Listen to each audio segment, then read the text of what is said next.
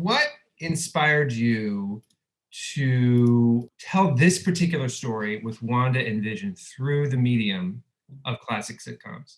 There are a lot of answers to that question. I guess you kept it very specific. The answer for the show is because Wanda and Vision are great characters from the comics that we'd only scratched the surface of in movies, played by actors who are so spectacular, and we'd only scratched the surface of what they could do. Putting the spotlight on those actors playing those characters was the primary reason to want to make a WandaVision.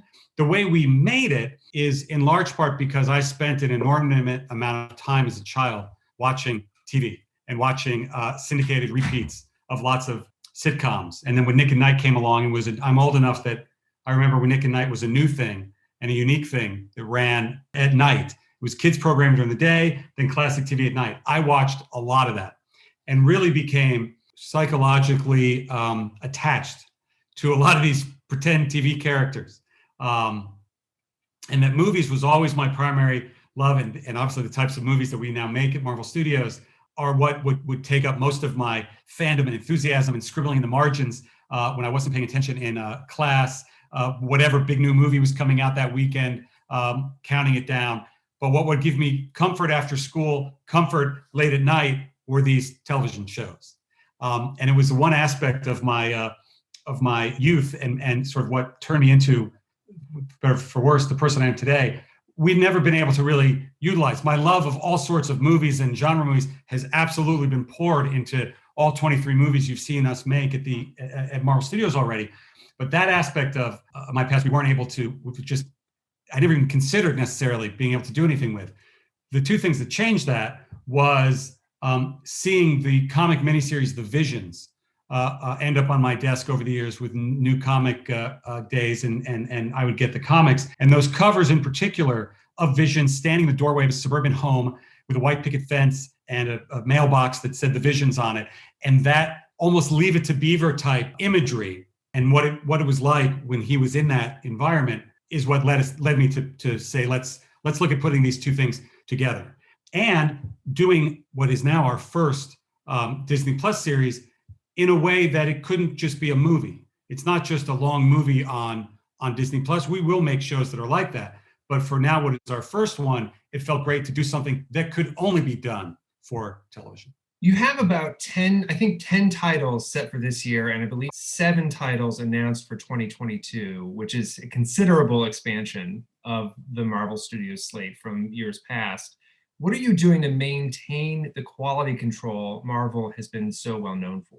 The time spent making these things was about the same. We just had a year delay, as the whole world did, before we were able to put them out. Certainly, a number of the movies coming out next year were supposed to have come out this year.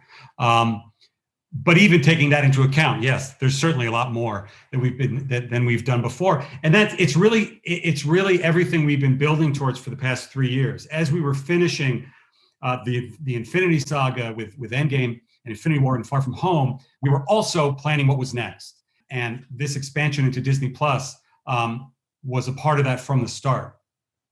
Was the notion of growing and expanding the MCU into this different platform would allow us to further explore characters like Wanda and Vision, like Loki, like Falcon or Soldier that we've met before but haven't been able to focus on or spend as much time as we'd want to, and also continue bringing in new characters to the MCU, which is, thanks to the embarrassment of riches from the comics, one of the great joys is bringing different types of heroes to the screen. And the studio is built for it. We have an amazing team of people at the studios with creative producers dedicated to each project 24 hours a day on location. And it's a system, the management system that we started when it was just a couple of movies and a handful of us is the same now as we're doing when it's a lot of movies and much more of us.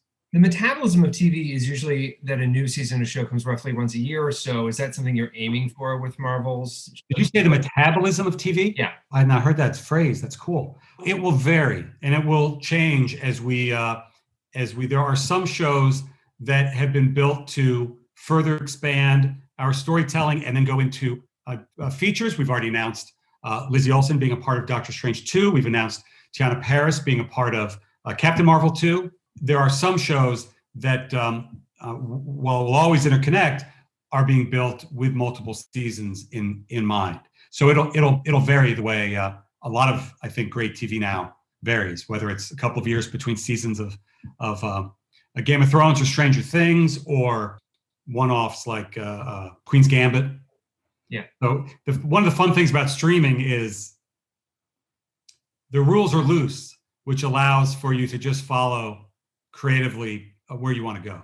The pandemic, which you alluded to earlier, is an experience unlike any. You heard of that? Are you familiar with the pandemic? Well, I was going to say that it's an experience that pretty much everyone on the planet has shared together, which is something that has never really happened before in our lifetimes in this way.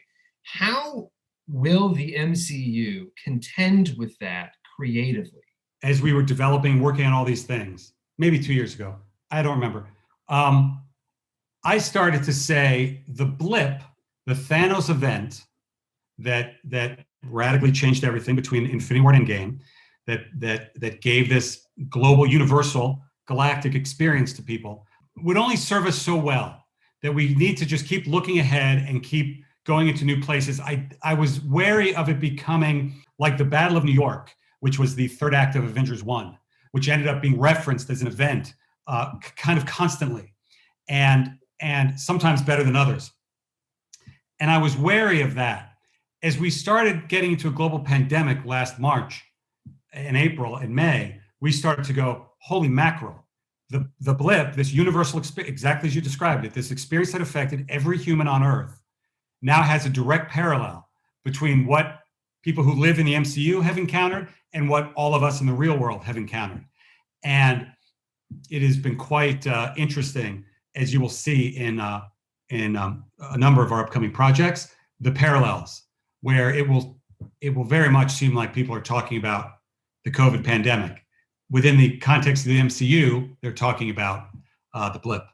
But it really revitalized that notion in a way that made it substantive. My nervousness was just it being, an event that we reference constantly between things. I wanted it to have more meaning behind it. And if that meant leaving it behind and coming up with new things, that was it. Of course, we always come up with new things as well from the comics, but the real world connotations are shockingly and somewhat depressingly relevant now between our worlds. My last question, we've reported as others have that Michael Waldron is going to be writing a Star Wars movie that you are producing. What is the rough time horizon for that for you? Are we thinking early, mid, or late 2020s? Where are you at with that? Everything you've heard about that has been leaked. So none of it is, it's not stuff that we've officially announced or gotten into.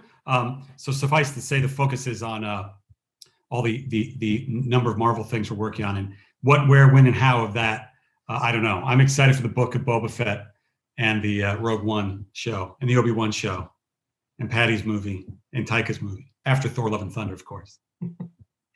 That was expertly dodged. Kevin, thank you so much for taking the time to talk with me. I really appreciate it as always. Thanks, Adam.